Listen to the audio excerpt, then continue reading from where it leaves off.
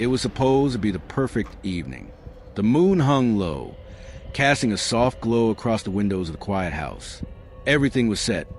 Candles flickered, soft music played in the background, and a single bottle of wine sat on the dining table. As Jason set the wine glasses, his heart raced in anticipation. His wife, Laura, had planned something special for their anniversary, and he couldn't wait to see what surprises awaited him. But as the evening unfolded, Jason would soon learn that this was no ordinary romantic dinner. The dark secrets that lay hidden beneath Laura's calm exterior would reveal themselves, pulling him into a nightmarish ordeal that would forever change the course of his life. The perfect marriage, or was it? Jason and Laura had been married for 5 years. From the outside, their relationship seemed perfect. They were the couple everyone envied, successful, in love, and always seen together, radiating happiness. But beneath the surface, something sinister simmered. Laura was a perfect wife, doting on her husband and catering to his every need. But there was a coldness in her eyes, a flicker of something darker that Jason had often noticed but never dared confront. He dismissed the feeling as paranoia. After all, what could possibly be wrong in a marriage that looked so flawless? But the cracks began to show when Jason noticed that Laura would often disappear for hours, sometimes even days. She would return with no explanation, offering only vague answers to his questions. It was during one of these mysterious absences that Jason began to dig deeper. What he uncovered would shatter everything he thought he knew about his wife. The uncovering of dark secrets. Jason began to notice strange occurrences around the house.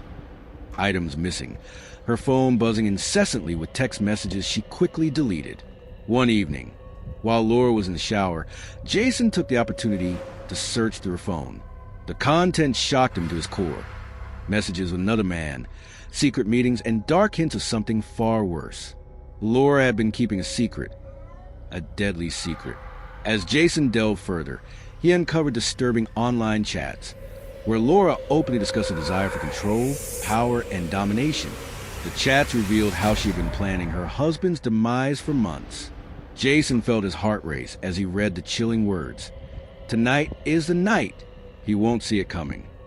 The dinner, a romantic trap. The night of their anniversary, Jason tried to brush off the dread that gnawed at him. He wanted to believe that he was overthinking things, that Laura was still the woman he married. But as he sat at the dinner table, watching her move gracefully around the room, something felt off. The air was thick with tension, and Jason couldn't shake the feeling that something terrible was about to happen. Laura's smile was perfect, but there was a coldness to it that made Jason's blood run cold. He tried to make small talk, asking her how her day went, but she only smiled cryptically and poured more wine into their glasses. The night seemed to stretch on endlessly, and every glance Laura gave him seemed filled with an eerie sense of anticipation. The horror unleashed. As the night wore on, Jason grew increasingly uneasy. Something wasn't right, but he couldn't pinpoint what. When they finally moved to the living room, where the mood lighting and romantic music filled the air, Jason's suspicions reached their peak. Laura sat beside him on the couch, her fingers tracing his arm in a way that seemed strangely rehearsed. "Jason, I want to show you how much I love you," she whispered. The words sounded sweet, but her voice held a chilling undertone. Before he could respond, she pushed him back into the couch, straddling him as she kissed him passionately. But then, without warning, something cold and sharp pressed against his neck. Jason's eyes widened in shock as Laura revealed a small, concealed blade. She smiled wickedly, her eyes gleaming with a twisted excitement. "I've been planning this for a long time," she said, her voice dripping with malice. "You never saw it coming, did you?" The fight for survival. Panic surged through Jason's body as he fought to break free. Laura's grip was like iron, her strength surprising for someone of her stature. He struggled to breathe as the knife drew closer to his throat. His heart pounded in his chest as he realized that the woman he loved was not the person he thought she was. With every ounce of strength, Jason managed to throw her off, knocking the knife from her hand. But Laura was relentless. She attacked him again and again, a frenzy of rage and hatred in her eyes. Jason fought back, but his strength was no match for her ferocity. Blood spilled onto the floor as they grappled, each one fighting for their life. The house, once filled with love, now echoed with the sounds of a deadly struggle. The final betrayal, just as Jason thought he might escape. Laura delivered the final blow. She drove the knife deep into his chest, her eyes filled with cold satisfaction as he gasped for air. "I've always been in control," she whispered as Jason's vision began to fade. "And now you're finally mine." As he lay dying, Jason's mind raced. How could he have been so blind? How had the woman he trusted betrayed him so completely? The aftermath. In the days that followed, Laura's calm demeanor remained unchanged. She went about her life as if nothing had happened, cleaning up the evidence and covering her tracks. To the outside world, Jason's death was just another tragic accident. But those who knew the truth would never forget the horrifying tale of the evil wife who murdered her husband during a romantic night. The unseen hand. As Jason's life slipped away, the once serene house that had witnessed their love became a tomb of broken promises and blood. The police arrived days later, after receiving an anonymous tip about the sudden and suspicious nature of Jason's death. Laura greeted them with a calmness that sent chills down their spines, her face a mask of grief, her eyes hollow yet steely. Her perfectly constructed facade held firm as she recounted the tragic events of the night. "We were having dinner," she said softly, her voice trembling just enough to suggest the grief she knew would be expected. "I don't know what happened. We got into an argument." He just snapped. Her acting was flawless. Too flawless. The detectives, trained to spot a lie, couldn't pinpoint the exact moment they realized she was guilty. It was in the subtle details. Her refusal to speak about Jason's last words, the absence of any real emotion in her eyes.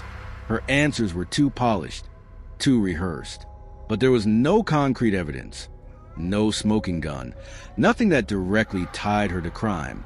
They left that night with more questions than answers, and the case was filed away as an unfortunate tragedy. A husband and wife who had fallen apart under the weight of their own turmoil. But the dark secrets that Laura hid beneath her cold exterior didn't stay buried for long. The hidden truth. Days turned into weeks. Laura continued to live her life as if nothing had changed, keeping up appearances and playing the grieving widow. But something in the house felt different. The walls, once full of love and warmth, now exuded a coldness that seeped into the very air. The echoes of Jason's final scream seemed to linger in every room, a constant reminder of the horror that had unfolded. One evening, as Laura was cleaning the attic, she came across an old chest she had forgotten about. It was sealed with thick, rusted locks, its surface covered in dust. For some reason, she felt compelled to open it, as though an unseen force was guiding her hand. Inside, she found a trove of forgotten memories, old photographs, letters, and trinkets from her past. But in the very bottom of the chest, there was something else, a thick, leather-bound journal. Its pages were yellow with age, the handwriting elegant and meticulous, yet unmistakably familiar. Laura's breath hitched in her throat as she flipped through the pages, each one more disturbing than the last. The journal belonged to none other than her mother, and what it contained was nothing short of horrifying, an account of her mother's own twisted descent into madness, revealing a chilling pattern of violence, manipulation, and control. Her mother had never been the perfect woman Laura had always admired. The journal detailed her involvement in several mysterious deaths, all of them covered up with ease. Laura's mother had been a master at hiding the truth, always remaining one step ahead of the law. And now, it seemed, Laura had inherited her mother's dark legacy, the haunting truth.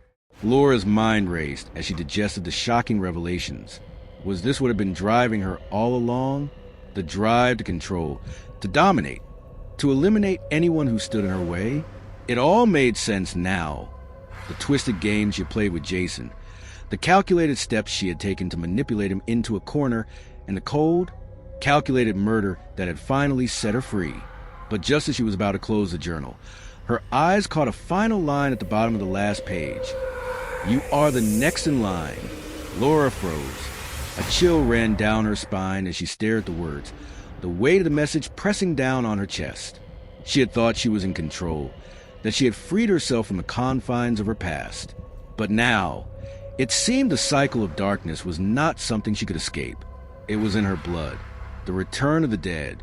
That night, as Laura lay in bed, unable to shake the terror gnawing at her mind, She heard a noise, a soft creak from downstairs. Her heart stopped. She told herself it was nothing, just the house settling. But then, the creaking grew louder, closer. It was unmistakable. Someone was in the house. Laura's breath caught in her throat. She slid out of bed silently, clutching the flashlight she kept hidden in the drawer. She crept down the stairs, her footsteps barely making a sound. The darkness of the house swallowed her, the cold air growing heavier with each step. When she reached the bottom of the stairs, she froze. The hallway was empty. No one was there. She laughed nervously to herself, dismissing the fear. But then, from the corner of her eye, she saw it, a shadow darting across the room. Her heart pounded in her chest as she turned toward the figure. A face, Jason's face, pale, twisted in agony, stared back at her from the darkness. His eyes were wide, bloodshot, his mouth open in a silent scream. Laura stumbled backward, her breath coming in ragged gasps. The figure stepped forward, its presence growing stronger, the temperature in the room dropping rapidly. "You thought you could escape?" Jason's voice echoed through the house. It wasn't his voice, but it was unmistakable. The words felt as if they were being whispered directly into her mind, carrying the weight of death itself. "You can't outrun the truth. You can't hide from me." Laura screamed and tried to run, but her legs wouldn't move. It was as if the house itself had come alive, trapping her in its suffocating grip. The walls seemed to close in, and Jason's figure became clearer with every passing moment. And then, just as suddenly as he appeared, he was gone. The house returned to its unsettling silence. The final twist. Laura never spoke of that night. She returned to her life, pretending the events had been a mere nightmare. But she couldn't shake the feeling that Jason was still there, watching her, waiting for her to make a mistake. Months later, she began to receive strange letters, handwritten, the ink smudged as if written in haste. The messages were brief but terrifying. "I'm still here. You will never be free." And the cycle continues. Each letter was signed with one chilling word: Jason. Laura had no idea who was sending them. Was it someone who knew what she had done? Or had Jason's vengeful spirit truly returned to claim her soul? But as the years went by, the letters kept coming. And with each one, Laura's grip on reality weakened. The haunting never stopped.